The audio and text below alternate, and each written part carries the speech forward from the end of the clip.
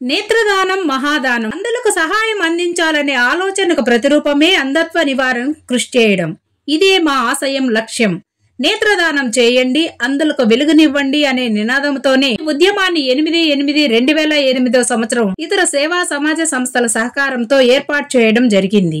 8/8/2008 తేదీ నుండి 28/4/2025 తేదీ వరకు 462 మంది మరణానంతరం వారి నేత్రాలను అనగా కార్నియా పొరను మాత్రమే తీసి డాక్టర్ కె సాయిబాబా గారి సహకారంతో Nellore modern eye hospital, Chennai Sankara Nethralaya మరియు LV Prasad hospital, Hyderabad research centre కు అందజేయడం జరిగింది. వీటి ద్వారా 924 మంది అంధులకు చూపు రావడానికి కృషి చేసిన అనేక సేవా సంస్థలు, పత్రికా మరియు ఎలక్ట్రానిక్ మీడియా, పట్టణ ప్రజల సహకారం కూడా ఎంతో అభినందనీయం.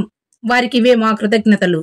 ఇదే స్ఫూర్తితో ప్రతి ఒక్కరూ ఉద్యమాన్ని ప్రజలకు, బంధువులకు, స్నేహితులకు మరింత సన్నిహితంగా తీసుకుని వెళ్లి వారికి నేత్రదానం మీద అవగాహన కల్పించి ఈ ఉద్యమంలో జాతి, మత, కుల, వయో, వర్గ భేదం లేకుండా సహృదయంతో ఆలోచించి తమ బాధ్యతగా భావించి అంధత్వ నివారణకు కృషి చేయవలసిందిగా మా ప్రార్థన. నేత్రదానం చేద్దాం, అంధత్వాన్ని నివారిద్దాం. అవసరాల్ని తెలుసుకోండి. మన దేశంలో 15 లక్షల మంది నేత్రదానం కొరకు ఎదురు చూస్తున్నారు. పరిష్కారం మనలోనే ఉంది. మరణించిన వారిలో 2% మంది నేత్రాలు అనగా కార్నియా అంధత్వం ఉన్న వారికి కంటి చూపును ప్రసాదించగలిగిన వారిమి అవుతాము. నేత్రదానానికి వయోపరిమితి లేదు.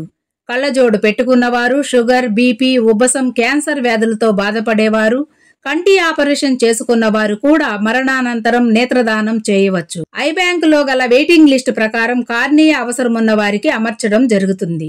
దానం చేయబడిన నేత్రాలను ఎన్నడూ అమ్మడం జరగదు. కళ్లను కాటికి పంపకండి, అంధులకు కానుకగా ఇవ్వండి.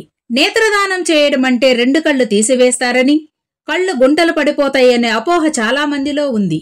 అది నిజం కాదు. కేవలం కనుగుడ్డు మీద ఉన్న కార్నియా పొరను మాత్రమే తీసుకుంటారు. మరణానంతరం 6 లేక 8 గంటలలోగా కార్నియాను తీసి భద్రపరిచి తదుపరి 72 గంటల లోపల ఆపరేషన్ ద్వారా 2 లేదా 4 అంధులకు కార్నియాను అమర్చి చూపు వచ్చేలా చేస్తారు. అందుకే నేత్రదానం చేసి అంధుల జీవితాలలో వెలుగులు నింపుదాం. ఆగండి, మా విన్నపాన్ని ఒక్క క్షణం ఆలకించండి. ప్లాస్టిక్ వాడకాన్ని తగ్గిద్దాం. ఇది మన కోసం, మన భావి తరాల కోసం. పర్యావరణాన్ని కాపాడుదాం. ఈ వాక్యం హాస్యంగా ఉంది కదూ?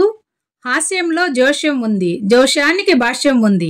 విద్యావంతులారా, విద్యార్థులారా, పండితులారా, పట్టణ ప్రజలారా, ప్లాస్టిక్ సంచుల వాడకం నానాటికి పెరుగుతూ ఉంది.